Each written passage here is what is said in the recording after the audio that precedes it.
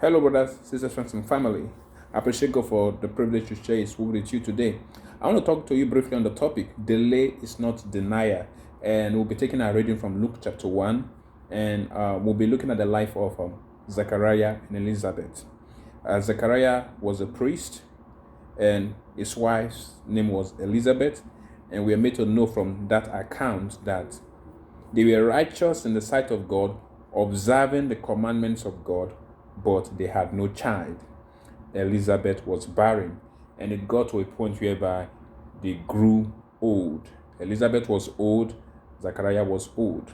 A day came while Zechariah was performing his duty as a priest in the temple. An angel of the Lord appeared to him and told him that his prayer was heard, and his wife will bear a son, and he shall call his name John. Now, what prayer do you think the angel was referring to?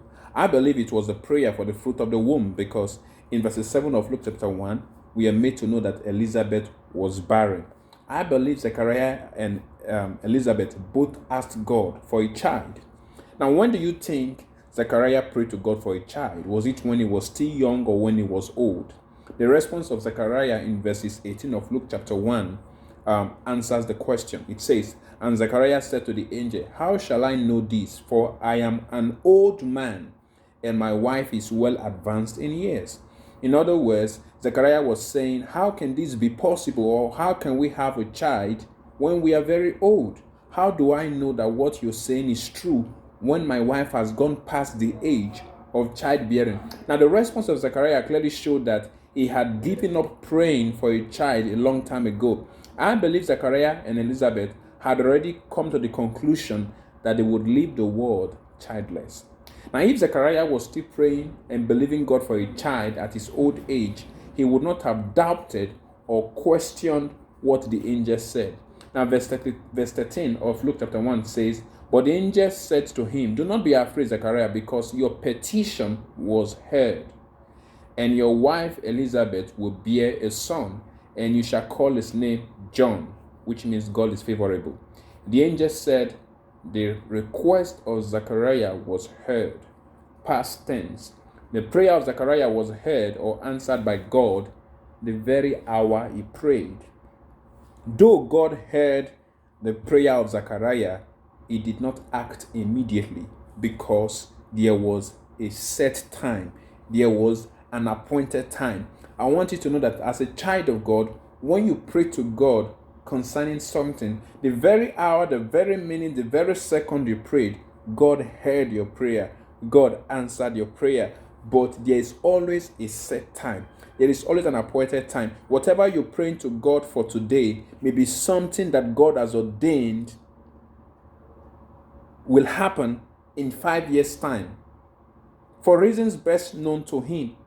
No amount of worry, no amount of prayer, no amount of crying you do today will make God to do today what He has proposed to do tomorrow.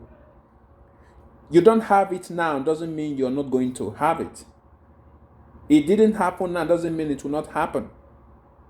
So stop stressing about it and rest. The fact that you've been praying and believing God for something but still no manifestation of it does not mean your prayer was not heard or answered by God.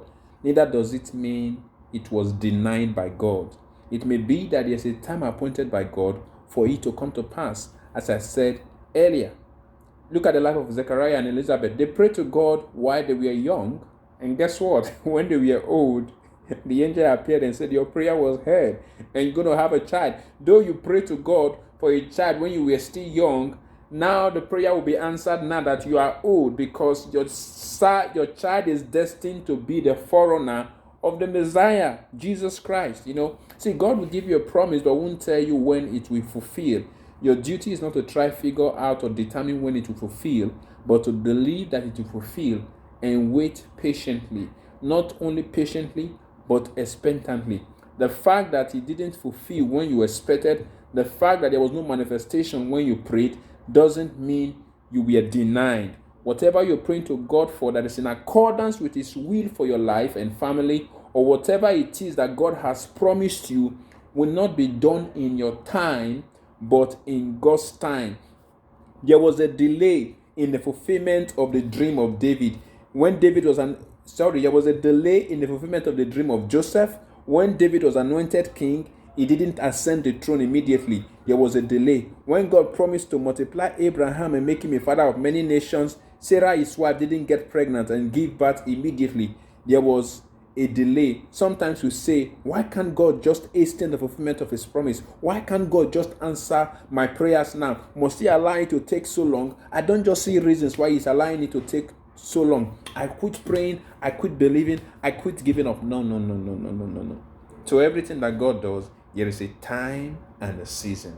Many a times he allows certain things to tarry because he wants to mature us. Many a times he allows certain things to tarry because there's something he's working out in us. Many a times he allows certain things to tarry because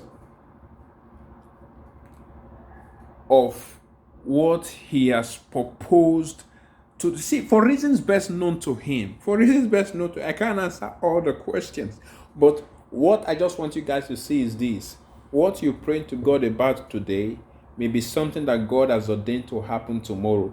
What you're praying to get today may be something that God has ordained that you will get in 10 years' time. Just remember, delay is not denial. Have a wonderful day.